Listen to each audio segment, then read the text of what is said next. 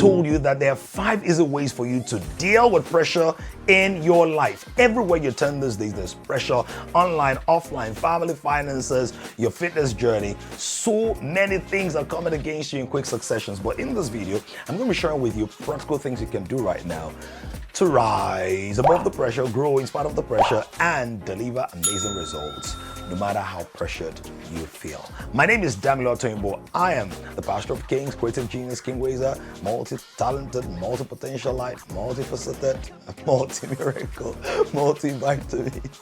And stay tuned because good stuff will be coming your way. At the beginning of every year, we have amazing goals that we intend to accomplish in our lives. For some of us, it's winning a soul every week. For others, it's giving tens of millions of naira towards a favorite charity or ministry or church. But for every true believer, one of the things that we always want to do every year is to grow deeper in our relationship with God. We want to read more of the Bible, want to pray more consistently, want to fast more sincerely, and we want to get to know God more. But somewhere along the line, life happens. There are bills to pay, there are targets to meet, there are relationships to build. And before we know it, we stop reading the Bible as often as we used to. We stop spending time with God, we get distracted and caught up. If you're in that place right now, I'm not condemning you and I don't want you to be discouraged. I've got an amazing resource for you. This is why I'm happy to present to you copies of my brand new book called Refresh.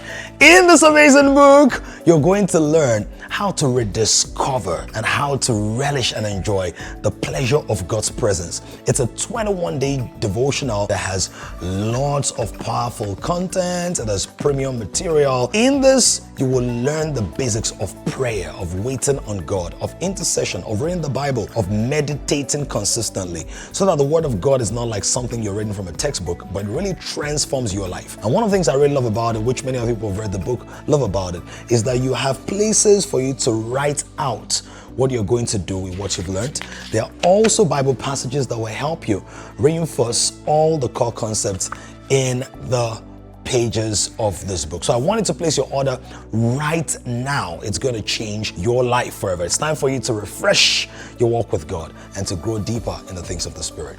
Refresh.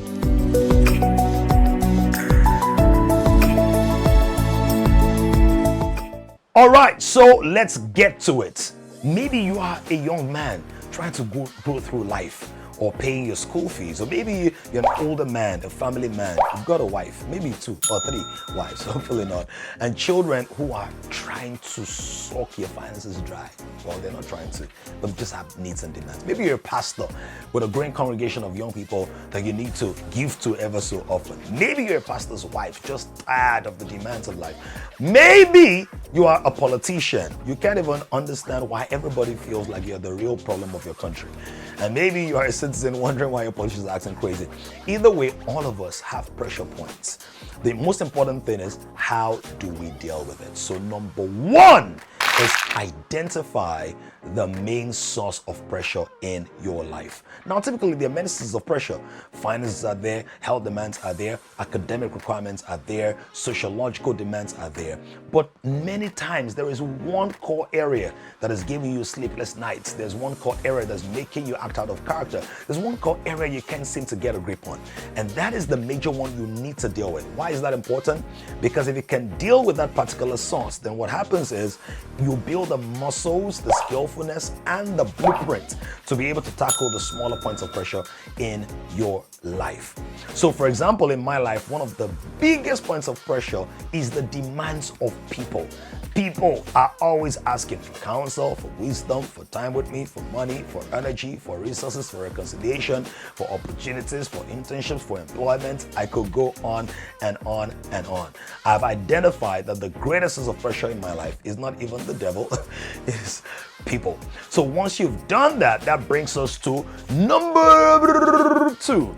You've got to now put that point pressure or that pressure point in perspective. So there was a time in my life I just saw phone calls and emails as points of disturbance or points of pressure. But I had to change my perspective. And that is this: the people are not bad and their demands are not necessarily bad, but people can be assets and can be a blessing. That perspective alone helped me to walk in a greater degree of freedom in delineating or itemizing what I could do for people and what I couldn't do for people. So have perspective. So for example, if you have maybe 4 children, like, oh my God, I have to pay school fees for 4 children. That could get you frustrated. But think about it this way. There are many people who are praying for children and they are yet to receive. At least they're still waiting. Or maybe you are a CEO and you have 50 employees and you have to pay salaries every month. And go like, oh my God, these people are disturbing my life. No, put it in perspective. It means that you are valuable enough to be able to resource 50 people, aka 200 people, because there are about 3 dependents on each person, right? Think about it this way. Put pressure in perspective. Put the pressure point in perspective. Let's say you're a football player and you have to do drills and practice and you have to be on the field early hours of the morning whilst people are playing or sleeping or snoring away. Put it in perspective. It means that maybe one day you're going to be earning 50,000 euros per week. Put your pressure in perspective is a way to deal with it. Number 3 is that you then want to study both yourself and people in history. How have they been able to deal with pressure before? This is not the first time you're having pressure in your life. You've had pressure in your life. People in your life have been on your nerves before. There was a way you dealt with it. Maybe family members have attacked you before. There was a way you dealt with it. Or maybe if you can't find examples in your life, think about your mentors, your pastors, your teachers, your coaches, your loved ones, your besties. How have they dealt with pressure? Maybe you had somebody who lost a father and lost a mother in the same year. I know somebody like that in my life, right? Lost both parents within a year or so. How did she deal with the pressure? She actually grew through the pressure and eventually started a business as a result of what she learned through that process of grief.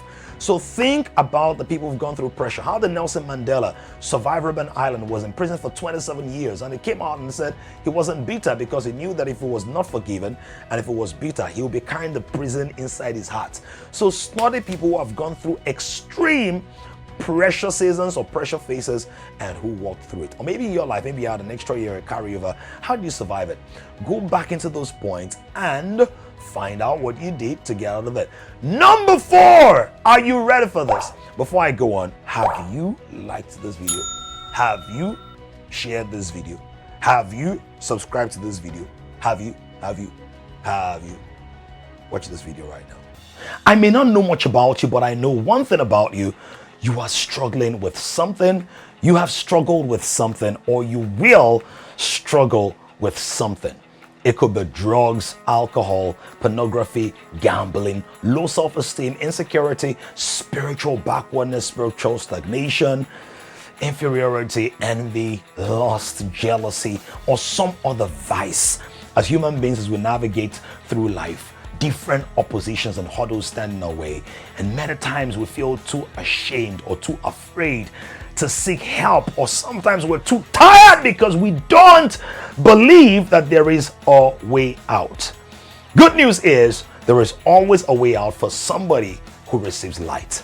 My name is Damilola Oluwatoyinbo, the pastor of kings. Having journeyed through life for 4 decades plus now, I've seen a multiplicity of struggles, not only in my life, but in the lives of those that I've mentored, coached, trained, and pastored.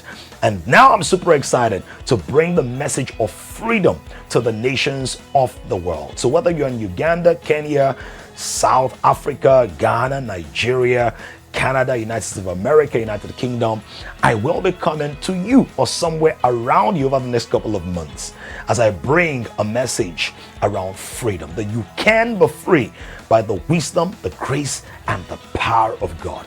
Join me on the Freedom Tour. Tell somebody about this and look forward to connecting with you live at one of my events. It's time for you to be free.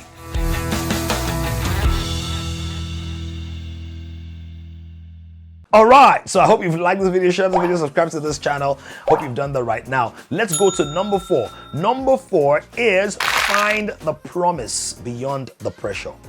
Every time there's pressure in your life, there's a potential for greater manifestations of power, of peace, of prosperity, productivity, and progress in your life. How do I know? The diamond was once a coal that took so much pressure, and after it endured pressure for a long time, it became diamond. So the difference between coal and diamond, guess what? Pressure. What is that pressure going to make you into? Are you going to become a better person? Are you going to become a wiser person? If you go through the financial pressure, will you learn budgeting? Will you learn accountability? Will you learn precision in your decisions? Will you learn how to be more modest? How to save more when you have times of plenty, and not to look down on other people who are going through their times of lack? Are you going to become a person of greater capacity and character and competence in the different areas of your life? So think about the promise. If I survive the pressure, more like if I grow through this pressure point, what kind of man will I become? What kind of father will I become? Think about it. The Bible says concerning Jesus that he endured the cross, despised the shame, for the joy that was set before him. If we do not give up, if we do not faint, there is a reward. That's what the apostle says. Of course, Jesus also speaking, he said, you know that a woman, when she's in labor, she goes through anguish. But once she gives birth to the child, she rejoices and forgets all of her sorrow. Why?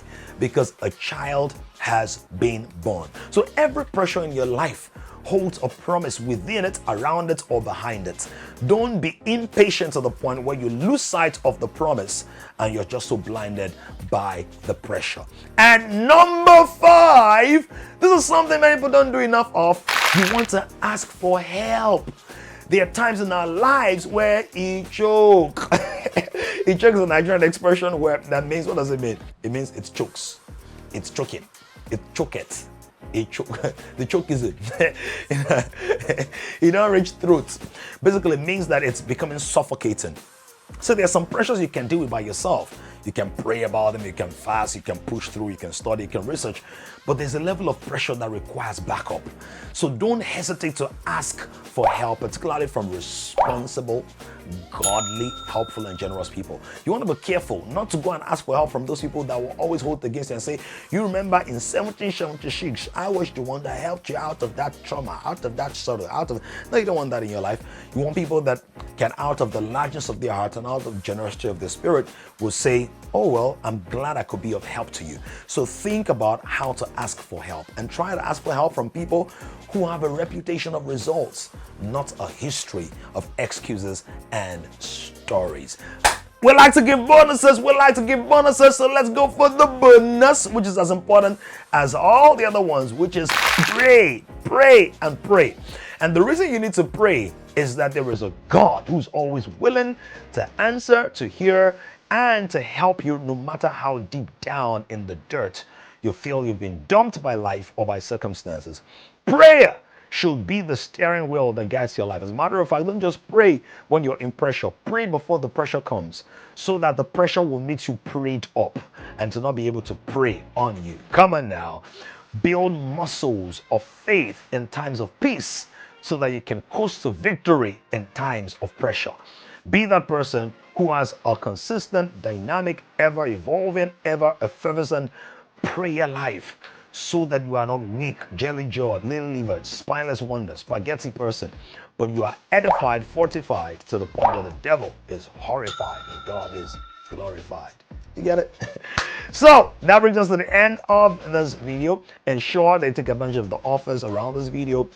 Like, subscribe to this channel.